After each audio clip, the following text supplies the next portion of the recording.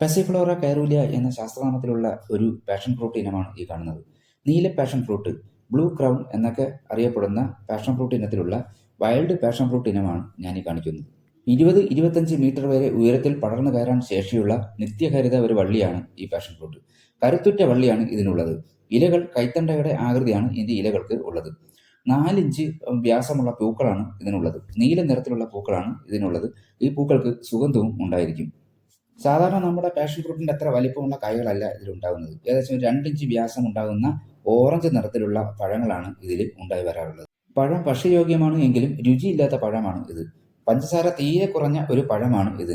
സാധാരണയായി ഒരു മധുരമോ പുളിയോ ഒന്നും തന്നെ ഇല്ലാത്ത ഒരു പഴമാണ് ഈ പാഷൻ ഫ്രൂട്ടിൻ്റെത്. ഈ കാണുന്നതാണ് വൈൽഡ് പാഷൻ ഫ്രൂട്ടിന്റെ ഇലകൾ. ഇത് നമ്മുടെ സാധാരണ പാഷൻ ഫ്രൂട്ടിന്റെ ഇലകളെ പോലെ ഇരുന്നാലും മെലിഞ്ഞിട്ടാണ് ഇരിക്കുന്നത്. നമ്മുടെ കൈവിരൽ പോലുള്ള ഇലകളാണ് ഇതിന് ഉണ്ടായി വരാറുള്ളത്.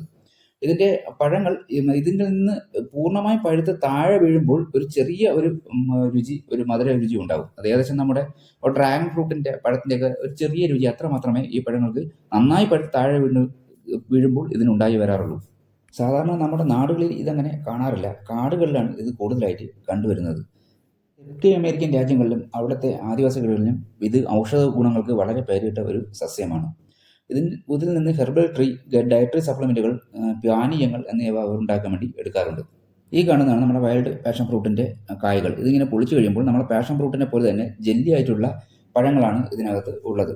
ഇതിനകത്ത് വിത്തുകൾ ഉണ്ടാകും. കറുത്ത വിത്തുകളാണ് ഇതിനകത്ത് ഉണ്ടായി വരാറുള്ളത്. ഇത് നമുക്ക് പ്രത്യേക ഒരു രുചിയോ പുളിപ്പോ മധുരമോ അങ്ങനെയൊന്നും ഇല്ലാത്ത ഒരു പഴമാണ് ഇത്. നമ്മൾ പൂർണ്ണമായും പഴുത്ത് താഴെ വീഴുമ്പോൾ മാത്രമാണ് ചെറിയ ഒരു മധുരം ഇതിന് ഉണ്ടായി വരാറുള്ളത്. അമേരിക്കൻ രാജ്യങ്ങളിലെ ആൾക്കാർ ഇതിന്റെ ഇല ഹെർബൽ ട്രീ, അതായത് നമ്മൾ ചായ ഉണ്ടാക്കാനൊക്കെ ഇതിന്റെ ഇലകൾ ഉപയോഗിക്കുന്നതായിട്ട് വായിച്ചിട്ടുണ്ട്. കൂടാതെ നമ്മുടെ നാട്ടിലും ഇതിന്റെ ഈ ആദിവാസികൾക്കിടയിൽ ഇതിന്റെ ഇല നമ്മൾ ചായ ഉണ്ടാക്കാൻ വേണ്ടി ഉപയോഗിക്കുന്നുണ്ട്. ഇതിന്റെ വേരും ഔഷധമായി ഉപയോഗിക്കുന്നു എന്ന് കേട്ടിട്ടുണ്ട്. പർവ്വതത്തിലെ വനങ്ങൾക്കുള്ളിൽ ഈ സസ്യം ധാരാളമായി കാണാൻ നിങ്ങൾക്ക് കഴിയും.